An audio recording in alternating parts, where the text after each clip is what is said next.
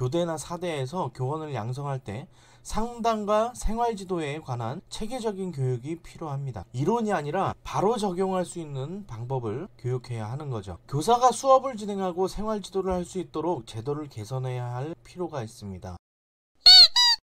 여러분 안녕하십니까, 훈이쌤입니다. 오늘 중등 임용고사 2차 시험이 끝났더라고요. 교원 양성 과정에서 생활지도를 강조해야 하는 이유에 대해서 이야기를 해보려고 합니다. 영상 끝까지 시청 부탁드리고 구독, 좋아요, 알림 설정도 지금 부탁드릴게요. 그럼 시작합니다.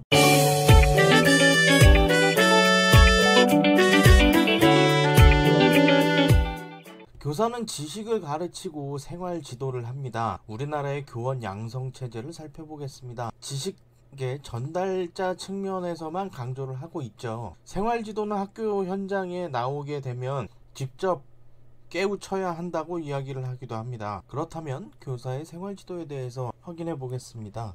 학교 폭력이 발생하면 교사들은 관계를 회복하기 위한 노력을 해야 돼요. 학교 폭력 예방법에서는 교사들의 권한은 배제하고 절차와 과정만 강조하는 방법입니다.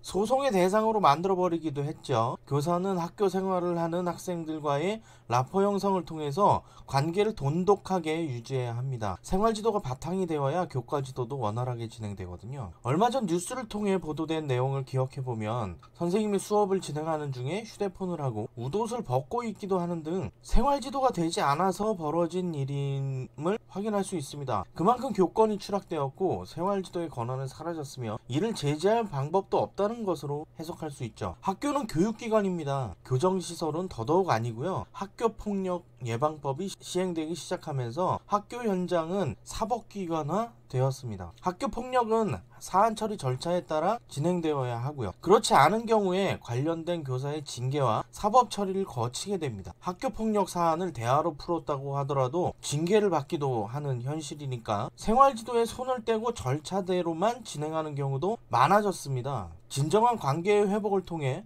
학생들이 안전하게 학교에 올 수 있는 기반을 마련하는 것도 쉽지 않은 상태입니다. 학폭위에서 학교 폭력으로 판단하는 경우에는 가해 학생에게 선도 처분을 내립니다. 학생과 학부모는 불복 절차를 진행하는 것이 당연시되고 있고요. 이러한 상황에 법률가들과 행정사들이 적극 개입하기도 해요. 학교가 사법화되고 있다는 증거입니다. 교권은 이미 추락할 것도 없을 만큼 바닥을 파고 들어갔죠. 교사들이 개입할 수 있는 여지는 없애버리고 생활지도를 할 수 있는 권한도 빼앗아갔습니다. 그렇다면 교원 양성 과정에서 생활지도에 관한 교육이 필요한 이유를 확인해 보겠습니다. 신규 교사나 저경력 교사들이 학교 현장에서 생활지도로 인하여 겪는 어려움은 여기에서 출발합니다. 이론과 현실이 다르기 때문이죠. 대학에서 교원을 양성하는 교수님들은 초중고 학생을 대상으로 직접 생활지도를 해본 경험이 없습니다. 학부모와 상담을 진행할 때는 어떤 점에 초점을 맞춰야 하는지 알려주는 사람 아무도 없습니다. 직접 몸으로 부딪혀 알아내야 하는 거죠. 여러 번의 시행착오를 거치면서 행정소송에 휘말리기도 합니다. 이런 원인으로 교지가 회의감을 느끼고 학교 현장을 떠나는 교사들도 있습니다. 교대나 사대에서 교원을 양성할 때